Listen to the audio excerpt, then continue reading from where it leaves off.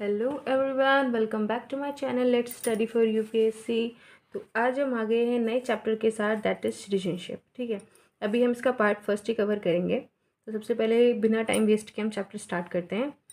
Constitution confers following rights and privileges on citizens of India. देखिए, citizenship हमें पता है क्या होता है हिंदी में, मतलब नागरिकता। ठीक है, तो हमारा जो कॉन्स्टिट्यूशन है वो बहुत सारे राइट्स और प्रिविलेजेस देता है सिटीजन्स ऑफ इंडिया को, भारतीय नागरिकों को। पहले एक बार वो देख लेते हैं वो क्या क्या हैं। राइट अगेंस्ट डिस्क्रिमिनेशन, ठीक है, भेदभाव के अगेंस्ट जो राइट्स होते हैं वो सारे हमें मिलते हैं। रिलीजन का, रेस, कास्ट, सेक्स और प्लेस ऑफ बर्थ। देखिए, ये जो सारे राइट्स हैं ये किसको दिए जाते हैं? सिटीजन्स ऑफ इंडिया को। ठीक है, right to equality of opportunity in the matter of public employment. जो भी एम्प्लॉयमेंट है, रोजगार है, उसके लिए सबको समान अधिकार दिए जाते हैं, सबको सेम अपॉर्चुनिटीज़ दी जाती हैं। ठीक है, ये भी राइट दिया जाता है सिटीजन्स ऑफ इंडिया को।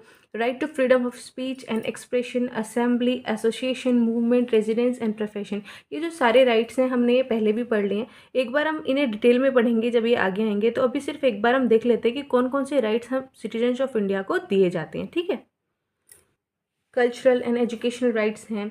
Right to vote in elections to Lok Sabha and state legislature. ठीक है, वोटिंग राइट्स हमें दिए जाते हैं लोकसभा में भी और साथ साथ स्टेट लेजिस्लेचर में भी।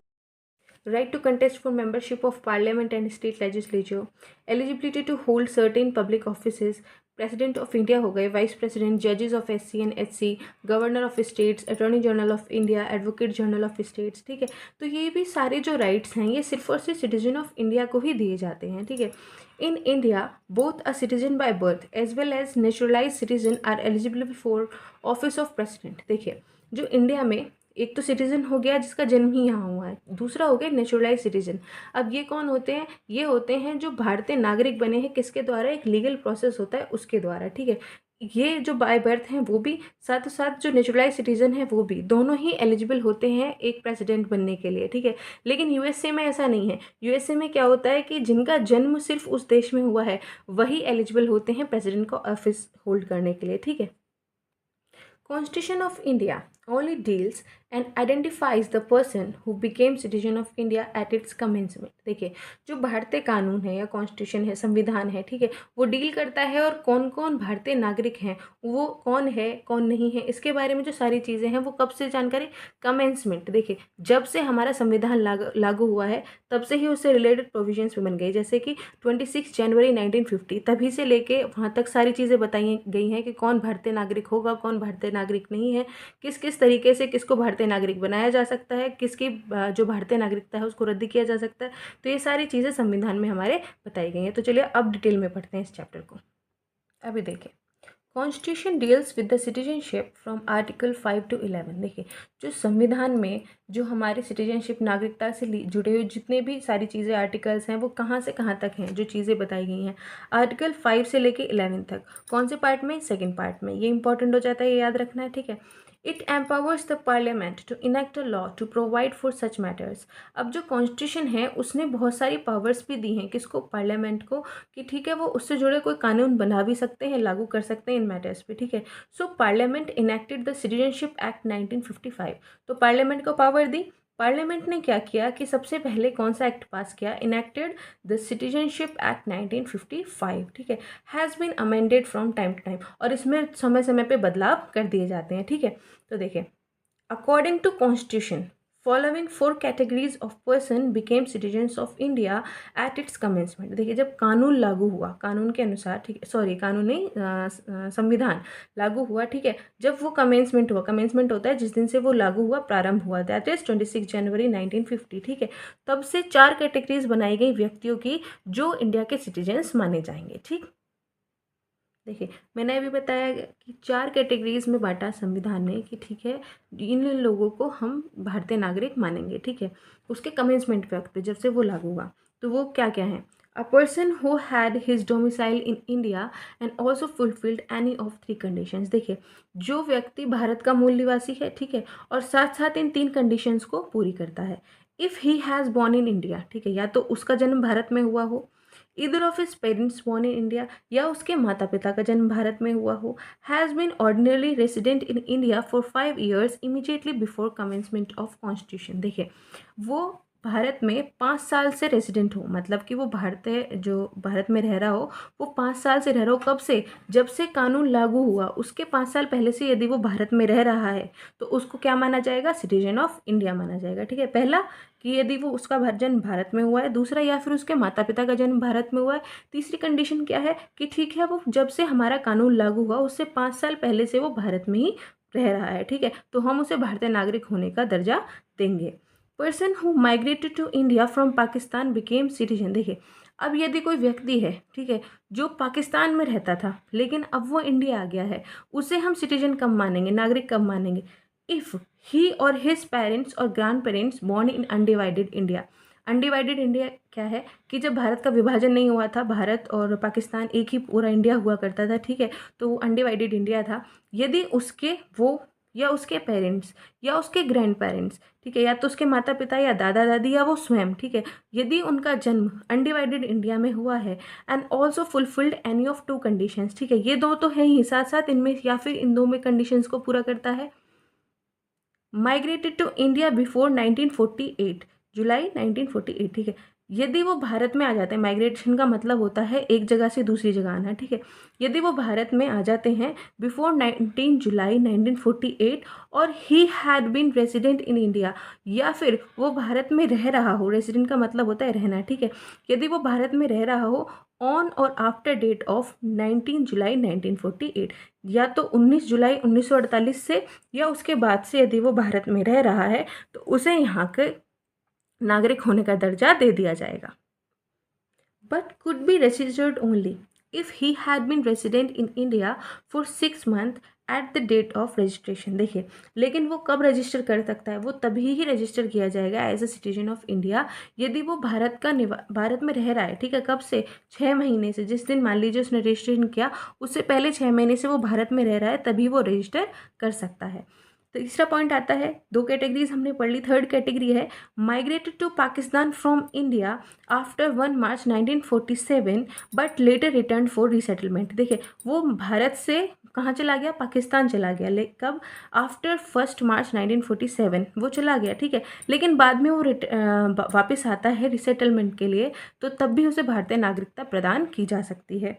पर्सन whose parents और grand parents born in undivided India but he is ordinarily residing outside India।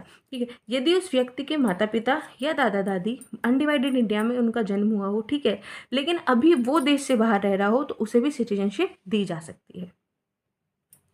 If he has been registered as citizen of India by diplomatic or consular representative of India in country of his residence। ठीक है, देखिए, यदि उसे कैसे citizen of India दिया जाएगा, यदि उसके माता पिता ने जब उसका जन्म हुआ हो तो वहाँ जाकर डिप्लोमेट होता है, जो ऑफिसेज होते हैं, ठीक है, बड़े बड़े ऑफिसेज होते हैं हमारे इंडिया से रिलेटेड, तो वहाँ जाके उन्होंने ऑफिस में उस बच्चे की जब बर्थ हुआ था उससे पहले ही जाके उसका नाम रजिस्टर करा दिया as a citizen of India कि हाँ ठीक है इसका जन्म यहाँ पर हुआ है, तो भी उसे इंडिया की सिटीजनशिप दी जा सकती है। This provisions covers overseas Indians who want to acquire Indian citizenship. और ये वाला जो प्रोविजन है, ठीक है, डिप्लोमेटिक और कॉन्सुलर रिप्रेजेंटेटिव के द्वारा सिटीजनशिप को दिलाने का, ये प्रोविजन किसको कवर करता है, जो इंडियंस देश के बाहर रहते हैं, ठीक है, और क्या चाहते हैं, इंडियन सिटीजनशिप चाहते हैं, ये प्रोविजन उनको कवर करता है। So all this provisions deal with the citizenship of, देखिए ये जितने मैंने प्रोविजंस पढ़े, ठीक है, इंडिया के हैं, पाकिस्तान के हैं, ओवरसीज़ रहते हैं, जो बाहर दूसरे देशों में रहते हैं, उनको कैसे कैसे सिटीजनशिप दी जा सकती है, तो ये सारे प्रोविजंस जो हैं किस किस के सिटीजनशिप के साथ डील करते हैं। पर्सन डोमिसाइल इन इंडिया, ठीक है, पहला जो भारतीय नागरिक है, जो मूल निवासी भारत का है। दूसरा, पर्सन माइग्रेटेड फ्रॉम पाकिस्तान, जो व्यक्ति पाकिस्तान से आया है। Person migrated to Pakistan but later return, जो व्यक्ति पाकिस्तान चला गया था लेकिन बाद में वापस लौट के आ गया। Persons of Indian origin residing outside India, जो व्यक्ति भारत के हैं, ठीक है, या तो उनके दादा दादी या माता पिता या वो स्वयं भारत में पले बड़े हों लेकिन बाद में कहाँ चले गए हों, दूसरे देश में चले गए हों, तो उनको नागरिकता प्रदान करने के लिए ये प्रोविजंस बनाए गए।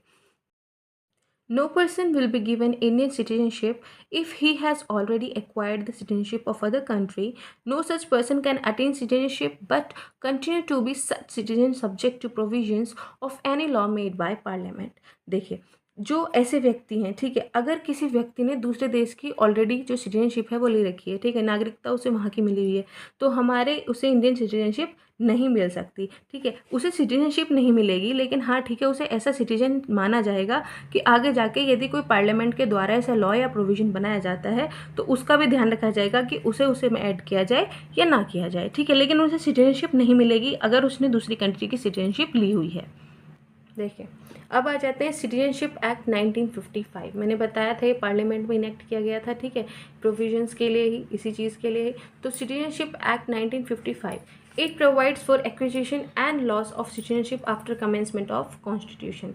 इसके अंदर क्या है कि कैसे तो कोई व्यक्ति इंडिया की सिटीजनशिप पा सकता है और कैसे किसी व्यक्ति की जो इंडियन सिटीजनशिप है उसको ख़त्म भी किया जा सकता है आफ्टर कमेंसमेंट ऑफ कॉन्स्टिट्यूशन। जब से कॉन्स्टिट्यूशन हमारा लागू हुआ तो इसके अंदर सारे प्रोविजंस जो आर्टिकल्स दिए गए उनके अंदर कि ठीक है, हम पार्लियामेंट को इतनी पावर देते हैं कि वो उसके अंदर चेंजेस कर सकते हैं। तो प्रोविजंस जो बनाए वो किसने बनाए? पार्लियामेंट बनाए। एक लॉ या एक्ट पास किया गया पार्लियामेंट के द्वारा, दैट इज सिटीजनशिप एक्ट 1955, जिसके अंदर उन्होंने बताया किसको भारतीय नागरिकता मिलेगी और किसकी भारतीय नागरिकता खत्म कर दी जाएगी। तो देखिए, सबसे पहले हम पढ़ेंगे कि कैसे कोई व्यक्ति इंडियन सिटीजनशिप को पा सकता है, how a person can acquire citizenship of India. तो 4 तरीके हैं।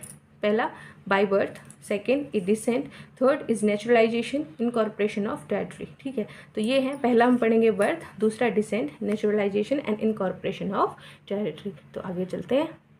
देखिए, सबसे पहला है बाय बर्थ, कैसे कोई व्यक्ति को नागरिकता मिलती है भारत की जन्म के द्वारा। ठीक है, बॉर्न इन इंडिया, सबसे पहले कि यदि उस व्यक्ति का जन्म हुआ हो भारत में ऑन और आफ्टर 26 जनवरी 1950।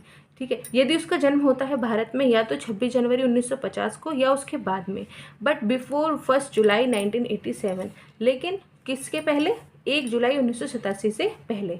26 जनवरी 1950 को या उसके बाद में जन्म हुआ हो या उससे पहले हुआ हो, irrespective of nationality of parents. इससे कोई मतलब नहीं है, चाहे उसके माता पिता की नेशनलिटी, चाहे वो कहीं किसी भी देश से हो, अफ्रीका से, अमेरिका से, वो कहीं से भी उसके माता पिता हों, लेकिन यदि उसका भारत में जन्म 26 जनवरी 1950 के बाद और 1 जुलाई 1987 से पहले होता है तो उसे भारतीय नागरिक माना जाएगा।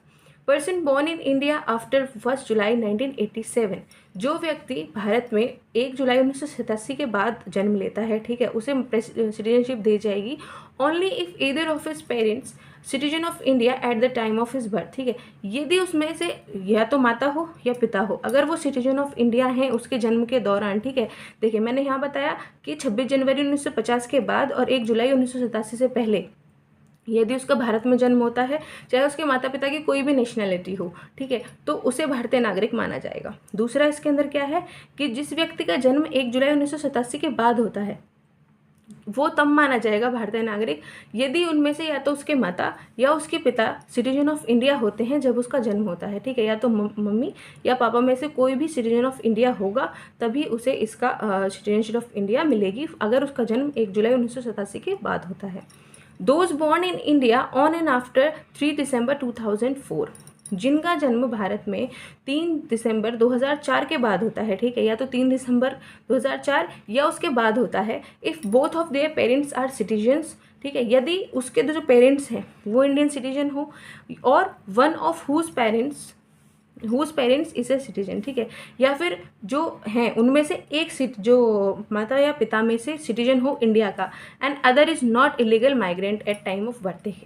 जन्म हुआ, मान ली किसी बच्चे का जन्म होता है 3 दिसंबर 2004 को, ठीक है, या तो उसके दोनों पेरेंट्स इंडियन सिटीजन हो, ठीक है, या फिर मान लीजिए यदि माता इंडियन सिटीजन है, पिता नहीं है, तो कम से कम जो उसके पिता हैं वो इलीगल माइग्रेंट ना हो। मतलब इलीगल माइग्रेंट होते हैं जो माइग्रेशन करते हैं, एक देश से दूसरे देश में आते हैं इलीगल तरीके से, ठीक है, वो ना हो तो उसे क्या दी जा सकती है? इंडियन सिटीजनशिप दी जा सकती है। ठीक है, बाय बर्थ मिलेगी उसको।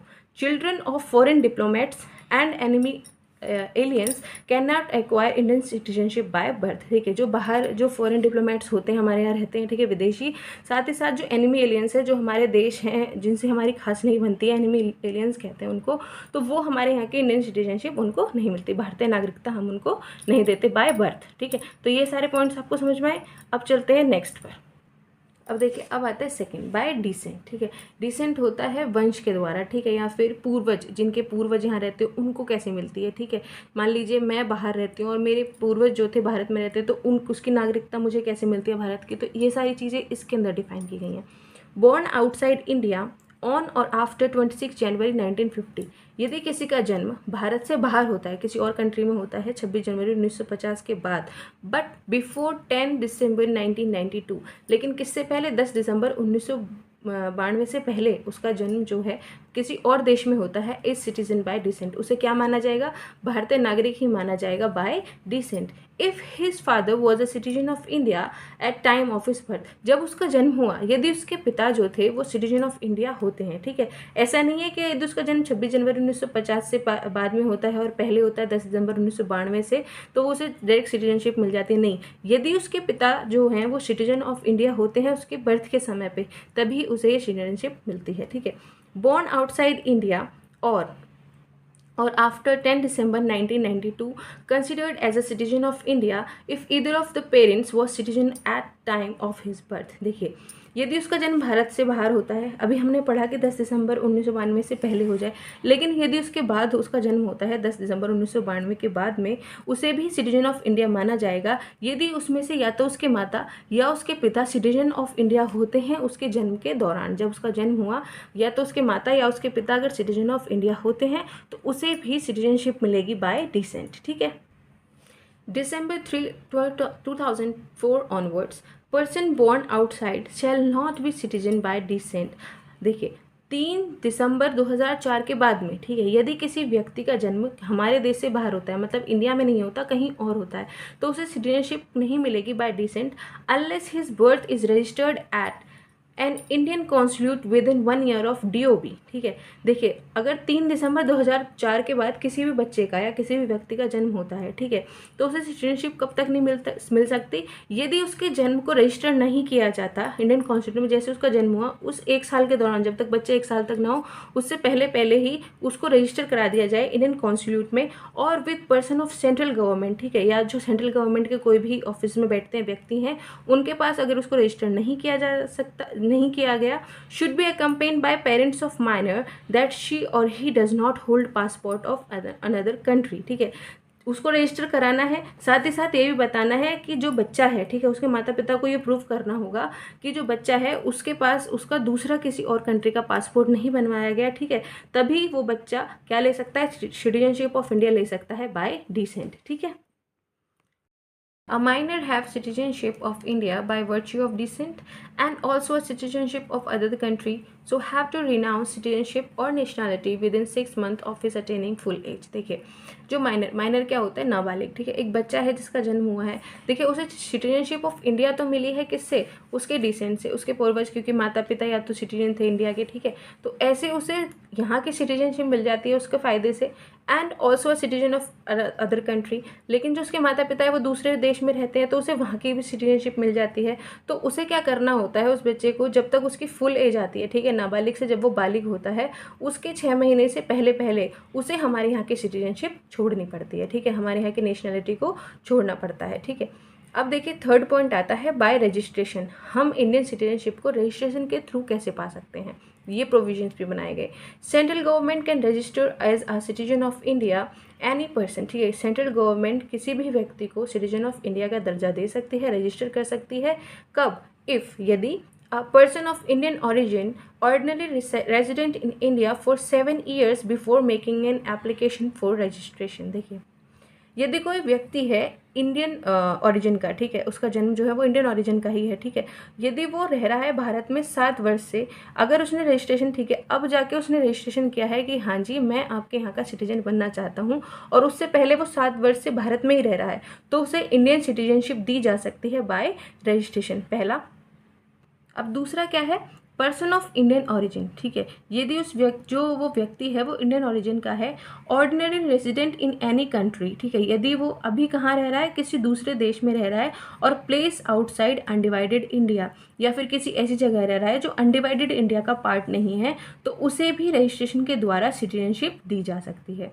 थर्ड आता है person who is married to citizen of India, ठीक है। यदि किसी व्यक्ति ने शादी की है सिटीजन ऑफ इंडिया से, ठीक है, and ordinary resident in India for 7 years, उसने शादी की और अब 7 साल से यहीं भारत में रह रहे हैं, before making an application for registration, ठीक है। अब वो रजिस्टर करते हैं सिटीजन ऑफ इंडिया बनने के लिए। देखिए, यदि कोई व्यक्ति शादी करता है भारतीय निवासी से, ठीक है, साथ ही साथ वो 7 साल से भारत में ही रह रहा है, कब तक? जब उसने एप्लीकेशन डाली है कि ठीक है मैं इंडियन सिटीजन बनना चाहता हूँ, तो उसे भी सिटीजनशिप दे दी जाती है by registration. Minor childrens of citizens, Indian people of full age and capacity whose parents are registered as citizens of India, ठीक है। जो बच्चे हैं, ठीक है, यदि उनके माता पिता सिटीजन ऑफ इंडिया हैं तो उन्हें भी किसके द्वारा? रजिस्ट्रेशन के द्वारा जो सिटीजनशिप है वो दे दी जाती है। Person of full age whose either of parents was earlier citizen of independent India, ठीक है। जो फुल एज में है, जो भी व्यक्ति है, ठीक है, यदि उनके माता पिता सिटीजन ऑफ इंडिया थे, इंडिपेंडेंट आज़ाद भारत के, and ordinary resident in India, और कब है? 12 महीने से वो भारतीय नागरिक भारत में रह रहे हैं, ठीक है। अगर वो एप्लीकेशन डालते हैं रजिस्ट्रेशन के लिए और उससे 12 महीने से पहले वो भारत में रह रहे हैं, तो उन्हें भी रजिस्ट्रेशन के द्वारा भारत की सिटीजनशिप दे दी जाती है, नागरिकता दे दी जाती है। Person of full age and capacity being registered as an overseas citizen of Indian card holder for 5 years, ordinary resident in India for 12 months। देखिए, जिनके जो पर्सन है फुल एज के हैं, ठीक है, उन्हें कैसे रजिस्टर कर दिया जाएगा? As an overseas citizen of Indian card holder for 5 years, 5 साल के लिए उन्हें क्या दे दिया जाता है? Overseas citizen of Indian card holder 5 साल के लिए दे दिया जाएगा, यदि वो 12 महीने से यहीं भारत में रह रहे हैं। मतलब जो उनको सिटीजनशिप दी जाएगी वो टेम्परेरी होगी, लेकिन 5 साल के लिए उनको दे दी जाएगी, ठीक है। अब ये तो हमने पढ़ लिए जो सारी चीज़ें उस पॉइंट में कवर हमारी होती हैं, ठीक है। अब आते हैं नेक्स्ट पे, bye naturalisation. Central government may on an application grant a certificate of naturalization to anyone not being an illegal migrant if possesses following qualifications। जो सेंट्रल गवर्नमेंट है, ठीक है, एक सर्टिफिकेट देती है नेचुरलाइजेशन का किसी को भी, मतलब सिटीजन वो बन सकता है इंडिया का, ठीक है, लेकिन उसके लिए भी कुछ शर्तें। पहला कि वो इलीगल माइग्रेंट नहीं होना चाहिए, और साथ साथ में कुछ क्वालिफिकेशंस हैं उनको वो पॉजेस करना चाहिए, और यही चीज़ें उसके पास होनी चाहिए।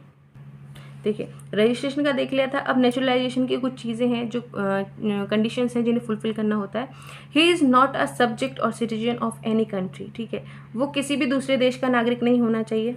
If he is already a citizen of any country he undertakes to renounce the citizenship of that country, ठीक है। यदि उसे बाय नेचुरलाइजेशन इंडियन सिटीजन बनना है, और यदि वो किसी दूसरे कंट्री का ऑलरेडी सिटीजन है, तो वहाँ की नागरिकता उसको रद्द करनी होगी, ठीक है, तभी वो इंडियन सिटीजन बनेगा।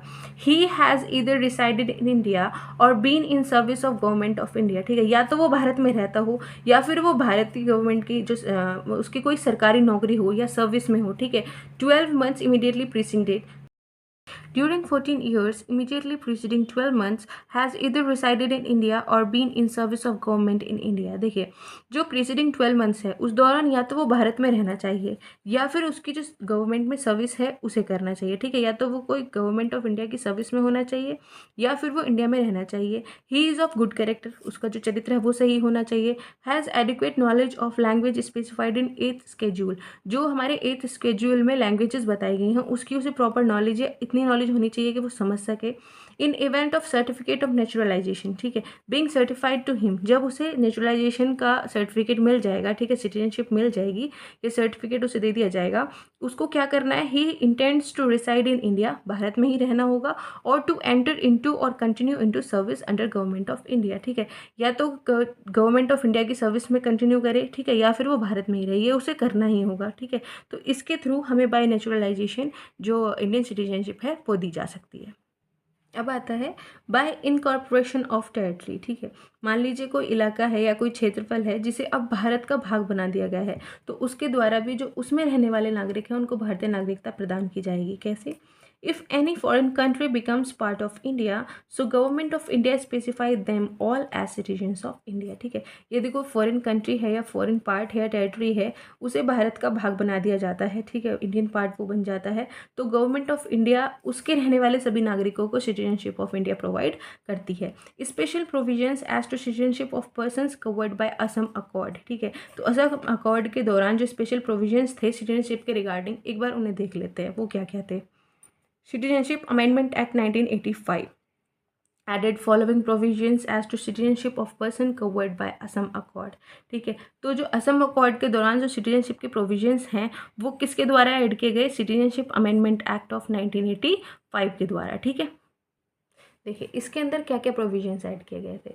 All person of Indian origin came to Assam before 1 January 1966 from Bangladesh. देखिए, जो भी भारतीय मूल के व्यक्ति आसाम आते हैं, कब, 1 जनवरी 1966 से पहले कहाँ से आते हैं, बांग्लादेश से। And who have been resident in Assam, और जो भी लोग आसाम में रह रहे थे, जो आसाम के ही रेसिडेंट थे, since date of entry into Assam. ठीक है, जब आसाम की entry, shall be deemed to citizenship of India as from 1 January 1966। ठीक है, जो इंडियन ओरिजिन के लोग बांग्लादेश से आते हैं, साथ ही साथ जो व्यक्ति ऑलरेडी आसाम में रह रहे थे, उन सबको आसाम मतलब इंडियन सिटीजनशिप दी जाएगी। कब से, 1 जनवरी 1966 से उनको दे दी गई। ठीक है, और उन्हें क्या माना गया, सिटीजन्स ऑफ इंडिया माना गया। दूसरा पॉइंट इसके अंदर क्या था, person of Indian origin came to Assam after 1 January 1966। ठीक है, जो भी भारतीय मूल के निवासी थे जो आसाम आए थे, कब, 1 जनवरी 1966 के बाद, but before March 25, 1971 from Bangladesh. ठीक है, कब आए थे, 1 जनवरी 1966 के तो बाद आते हैं, लेकिन 25 मार्च 1971 के पहले आते हैं।